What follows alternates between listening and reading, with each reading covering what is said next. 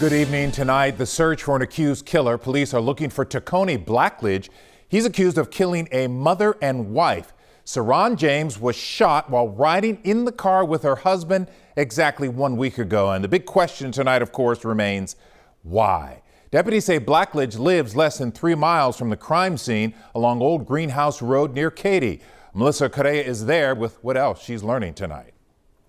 The family of Saron James heard the news that there is a suspect just like the rest of us on their phones through social media. And while the family wasn't available to talk to us on camera today, they did say they're hoping an arrest happens soon. The 62-year-old woman was shot on her way home from a doctor's appointment last Tuesday around 6:30 p.m. Saron's husband, who was driving, initially thought someone was popping off fireworks along Old Greenhouse Road. But at least one gunshot flew through the James's SUV and Saron was shot in the head.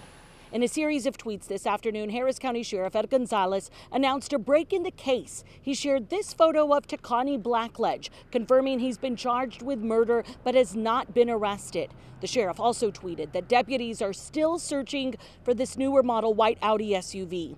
It was seen driving down Old Greenhouse Road around the time of the shooting. Harris County is calling it a vehicle of interest. We still don't know what led up to the shooting or if anyone else was involved. The sheriff's office says updates in this case will be posted to Facebook and Twitter. Tonight, with a suspected killer on the run, all eyes are on social media, with people hoping an update comes soon.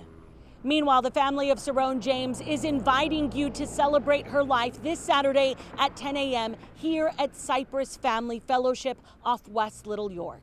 In Harris County, Melissa Correa, KHOU 11 News. And here's another look at Blackledge. If you know where he is, call the sheriff's office.